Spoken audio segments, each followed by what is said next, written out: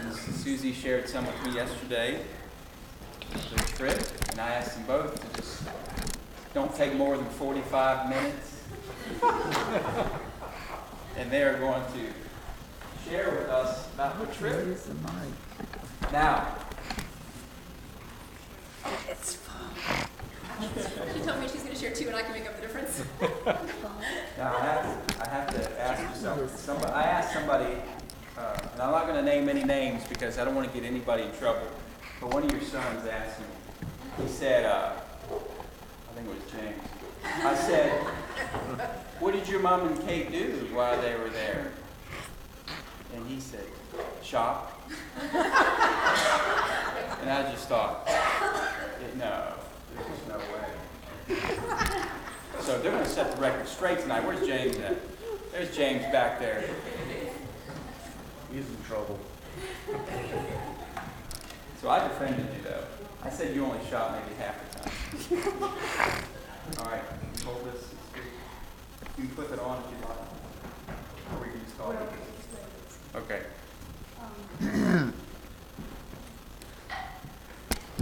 Tell everybody where you went to.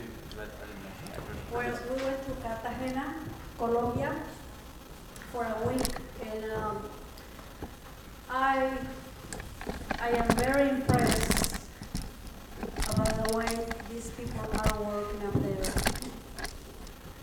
I am very impressed about what the Lord is doing in this place with these young people. And I am very happy I was able to go because the Lord really touched my heart. And I was doing some things.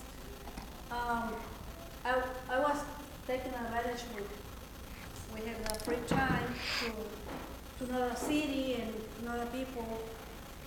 But I share a little bit over there, but we never took pictures what we were doing really. We took pictures when we were in the city, and that is why you are not seeing these pictures. You will see these pictures in heaven. Because we didn't have pictures. When we were serious, we never took any picture. But I am very happy because the Lord is really using my husband there, and I am very proud about him. But don't tell these guys up there.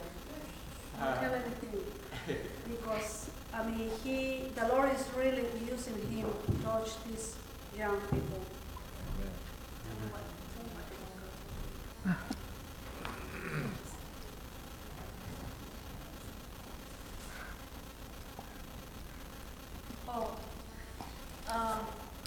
This girl told Mike, Ruth, the one you are supporting, she told Mike, you have many daughters, sons and daughters in Colombia.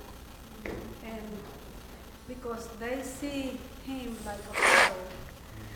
And you need to go to see what's going on in there because the Lord is, I was impressed too because it was people from Germany, people from Switzerland, people from England, people from the States, people from Venezuela, from Brazil, from Mexico, and Peru, and Chile, Argentina, from everywhere.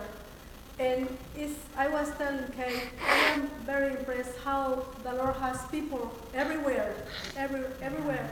And He's putting us together like a team. And the Lord touched my heart in many ways. And I am very happy to be able to go and see what's going on there.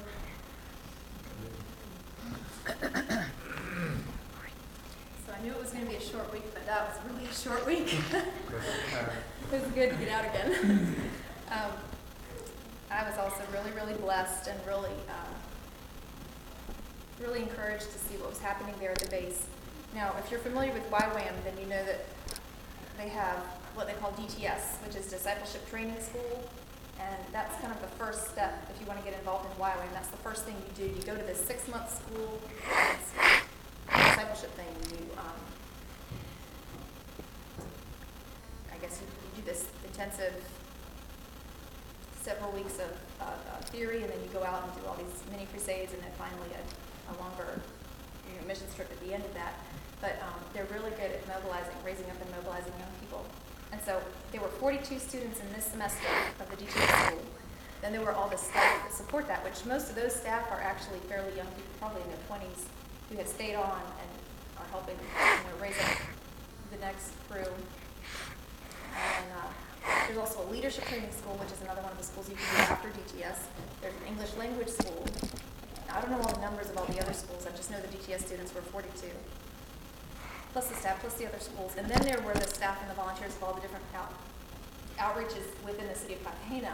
The island of Boca Chica, which is the very, very poor island. You can only get there by boat. The San Francisco school, they're like downtown in a bad part of section, bad section of Cartagena, elementary school and preschool. And then there's the children's church, Martin and Rosie, who you all heard when they were here last fall. All these things we were getting to see. And then there's also an arts ministry. We didn't get to see that.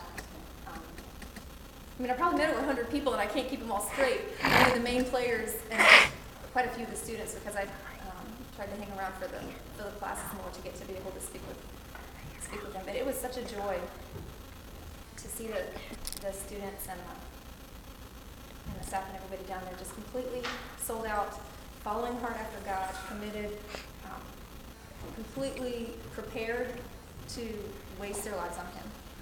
One girl was telling me, our conversations were limited because not too many of them could speak English, and I was remembering what it was like not to speak the language. But it got better towards the end of the week. So we were having limited conversations. But one girl was telling me that she wanted to go to the Middle East, and different people had told her that she had some characteristics that looked kind of Middle Eastern, and she was getting preparation and getting ready to go to the Middle East. Well, God bless you. Wow. Just completely. And they were free. That was the other thing that really blessed me. This particular base, it takes anybody who's finished with high school. And in Columbia, you can finish with high school when you're 16. So they had some that young, and there's no upper age limit. Sometimes they have them, even into their 40s. But at this particular base, I think the oldest students this round were in their late 20s.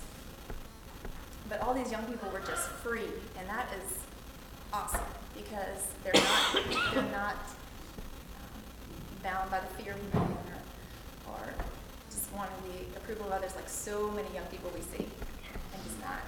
They're just free, and they love God, and they just live it all for Him. So I was really, really blessed. Of course, all the different things going on in the city. Tremendous stuff. I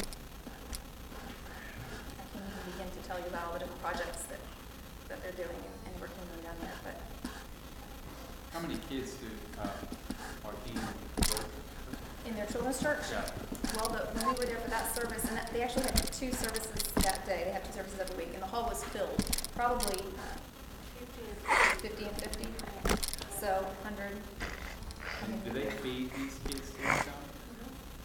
You know better about that than I do. So yeah, she said. In fact, that was one of the highlights of my week. Probably was seeing all that happen, which that was great. It reminded me a lot of this children's ministry going on in Romania that I was working on the last couple of years ago and stuff there. But afterwards, we got to pray individually for the different volunteers that were there. Some German girls, some English girls, and some Colombian girls who were there as the leaders of this group to help Martin and Rosie. One of them, the day before this, had her laptop stolen at gunpoint. It is a bad section of town too, but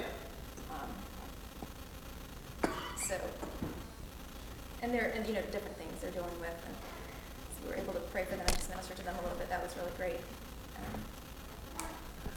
There's just so much going on, and it's so good to get to see again what we've got to see in other parts of the world, and that's what we want. You know, we want our hearts to be broken over the things that break God's heart. Obviously, not all that we would be able to handle it, but we want Him to give those burdens to us, the burdens that are on His heart, because we want to have His perspective. So, Catherine, in the DPS school, what was the breakdown between young men and women? there's always more women in these kinds of situations. So I'd say probably what percentage were guys out of those students? Is it 17 and 30? 17 and 30. That makes 37. There were 42 students. No, 47. 47. There were 42 students. Are we counting some of the staff?